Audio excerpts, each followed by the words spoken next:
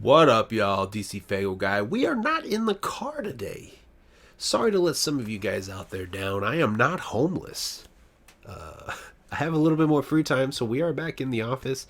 Recording in my car was all about, being at work, not having a lot of time, but having some downtime in the car to do videos. And this video right here is something that I've had in my notepad since July. So this is definitely something I've been wanting to make.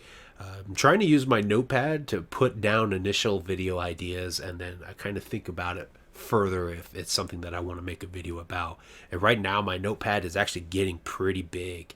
So I think it's time to start doing some videos, and this one is definitely one that's been on my mind apparently, or not on my mind. It's been on my notepad for a while. But the homies over on 5 Piece, if you've never heard of the show, their whole thing on Faygo Lovers is to come up with like your top 5 whatever, depending on the theme of the episode. And they did one back in the summertime, and I believe they had the homie Roan from Beneath the Dirt on there. It was the 5 most important albums. And this was a video that I saw it and I was like, yo, I want to make a video about this. There's a lot of episodes they do where I have the thought to kind of make a video about, because I'm not always invited to be on episodes, and I don't always comment like I should. And I feel like coming on and making a video kind of explaining or describing why I picked what I picked would be better anyway. So that's kind of what I did with this, is I wanted to make a video focusing on this, because obviously this gives a little bit more insight to like my musical tastes now, and just what I view as important albums, and why. So I'm not doing mine like theirs. I'm going to do mine kind of backwards. Normally it's a countdown. You do your number 5 all the way down to your number 1. I'm going to focus on my number 1 and just kind of go forward, because these albums are important to me kind of in the reverse order. I don't want to count it down. I want to start at the beginning. So obviously number 1 is The Great Milenko. I would not be a juggalo if it was not for this album. If it wasn't for sitting in my sister's room while she was listening to Great Milenko and hearing Pass Me By, that opened the door into the juggalo world.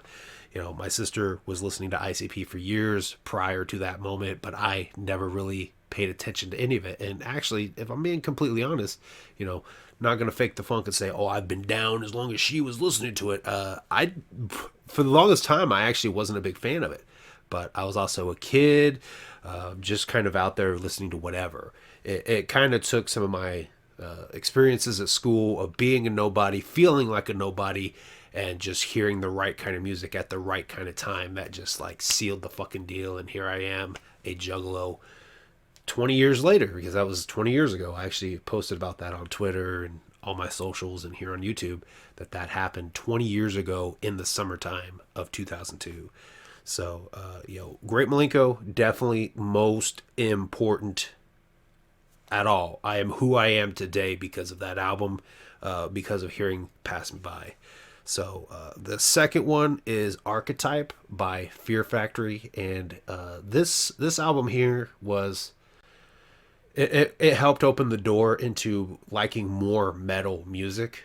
Like I had casually listened to like Korn. Well, yeah, casually listened to like Korn, and I say casually as in like I would never have considered myself a huge Korn fan, but there were, I have a greatest hits album by them that I would bump a lot of times, but I would never go and say like I was a huge Korn fan. But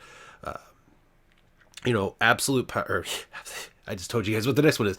Archetype opened the door for metal. It opened the door for me to check out more Slipknot, and just to be more kind of attuned to what a lot of metal music has. Now, it's got to have a certain formula, and I think that's because of Fear Factory. If you don't know anything about Fear Factory, they pretty well are the first to pioneer the sound of adding harmonizing singing into the growls and just the heavy fucking metal that they're putting out there. Absolute Archetype, definitely a most important album. It made me a big Fear Factory fan, and a lot of kind of my thoughts and my just kind of the way that I try to live life, the philosophy that I've built for myself. A lot of it comes from ICP, but there's also a lot of it that comes from Fear Factory as well. Their whole thing is man versus machine, with the machine often being like society, the government, religion, just basically not becoming a drone, not becoming, just being your own self, breaking away from like the machine and being your own identity. So, Fear Factory, Archetype. Second most important album. Third one, obviously, I dropped it a few fucking times because I got my notepad in front of me and I just looked down and just immediately fucking spurted it out. Absolute Power, Tech 9, which really opened me up to a different style of rap. Obviously, at that point, I had already been listening to ICP for X amount of years. I'd already been listening to Twisted for a while, and this was in 2008. And actually, 2008 was a fairly big year for me because that was when I started listening to Fear Factory. That was when I started listening to Tech 9. It took a while, but the reason why I have Absolute Power on here is because listening to Tech 9 and following his career really kind of opened up the door to liking different types of rap. So becoming the fan of Kung Fu Vampire, becoming the fan of Whitney Payton, just the different types of rap out there that's not right quite in the vein of Psychopathic Records or Juggalo music. That taste was acquired because of listening to Tech 9, and I fell in love with Tech 9 because of Absolute Power. So I got to put Absolute Power in there. So speaking of Kung Fu Vampire, I'm putting on there that this album is important to me because it was what got me hip to Kung Fu Vampire, and that is Love Bites. In 2013, I had been making YouTube videos for about 6 months, and there was a homie on there, All Things Juggalo, who did reviews. He did unboxings like I do. It was, him and Psychopathic Reviews were some of the bigger inspirations for me to start doing the content that I started making that led me here. And at the time, he had put out a video about Kung Fu Vampire's Love Bites, which, it dropped in 2012. And I just started to go check him out. I was like, I had heard of him before from when he was on the Slaughterhouse tour with Twisted. And I know he was definitely making noise in the Juggalo scene, but I had never really gone and checked him out at all. And watching All Things Juggalo's video made me finally go do that. And I watched interviews, and just the interviews that I saw with Kung Fu Vampire, I was like, yo, this guy's dope. So I started listening to his music. I know a lot of people really like Dead Sexy. They really like, the Dead Girls Don't Say No and the Grinder and stuff like that. That album took a little bit longer to get into than Love Bites. Love Bites, I was like, yo, I really like this a lot.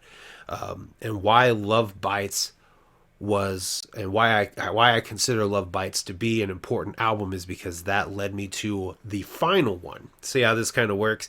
Everything kind of led towards the next thing. So the final and fifth one is Cabal, The Watchers. So getting into Kung Fu Vampire, obviously I started following Kung Fu Vampire, and he did the Double Dragon project with Buckshot back in 2021. Last year. I make it sound like it was years ago. Last year they did the Double Dragon project, and I was, I had been kind of off and on with Buckshot through the Underground Avengers. Boondocks was in it, so I was already hip to Boondocks. Was listening to Underground Avengers, which is how I knew of Buckshot, and then obviously here comes Buckshot and here comes Kung Fu Vampire doing this new project, Double Dragon, and I was like, yo, I'm not a big fan of Buckshot, but I'm a big fan of Kung Fu Vampire, so I was there more or less along for the ride because of Kung Fu Vampire, and I listened to it, fucking loved it, absolutely great. That opened me up more to Buckshot, which led me to the next project that they dropped, that Buckshot had dropped in 2021, being Cabal. And in Cabal is Low Key. I'd been hearing about Low Key from Roan on Beneath the Dirt. Never went and checked him out. I don't know how Low Key slipped under my radar for so many years, because he's absolutely dope. He's absolutely talented. And as I've dipped my toes into the Shadowland, wow, he's got a fucking massive following. And I don't know how I didn't pay more attention sooner. It's definitely a regret of mine, but it was because of Cabal that I dipped my toe into the Shadowland, and I'm like, yo, this is a talented person, from the Oracles, from doing horrorcore music, from doing rock music. He dropped The Blood of Izu, that album right there. I have left Fear Factory albums to go listen to Blood of Izu because it's so fucking well put together. Low Key is just a talented fucking person, straight the fuck up. And again, if it wasn't for Tech 9 getting me into certain rap, that made me go and listen to Love Bites and like Love Bites, that made me follow along long enough to see the project Double Dragon and be like, yo, Buckshot is actually starting to grow on me. And then here we check out Cabal. Here I am listening to Loki. And, those last three important albums all kind of tied in together. And that's why I had to put them on there. So, yeah, I guess that's it. That's my 5 most important albums. The Great Milenko made me the juggalo that I am today. Archetype opened me up to more metal music, and Fear Factory's music and their whole message really kind of intertwined with the philosophy I've built through listening to the Insane Clown Posse. Absolute Power, Tech 9, got me hip to him. As time would go on, I'd become more in tune to that style of rap, which the time that I finally start checking out Kung Fu Vampire, I love what I hear. And I follow Kung Fu Vampire along for his ride to get a little bit more hip to Buckshot and check out Cabal when it drops, to fucking discover Low-Key and realize that he is multi-talented in pretty much all of these genres that are part of my most important album. So, yeah, tell me down below, what are your most important albums? And if it doesn't cause you to write a novel, tell me some of your reasons why those albums are so important to you. But yeah, wanted to make this video. It's been on my notepad for a while. Like I said, my notepad is full. A few videos are kind of expected because we're coming towards the end of the year. But there's a few of them on there for returning series. And the other one being an idea I had back in 2017. I started buying these items off of eBay for this series, and then I never did it. So this next series coming out that I hope to start shooting here soon has been 5 years in the making. And no joke, shout out Juggalo Collectibles. He's kind of the inspiration for the returning series and for this new series for me to finally do it. So when I do them and you see me doing it in his style, that's why. That's me like recognizing, yo, he inspired this. And this is me kind of paying respect and giving homage to him, which I'll probably touch on a little bit when I actually start the video series. But anyway, thank you guys for watching. Leave your comments down below what your most important albums are and why. And I thank you guys for watching. I'll see you guys next time.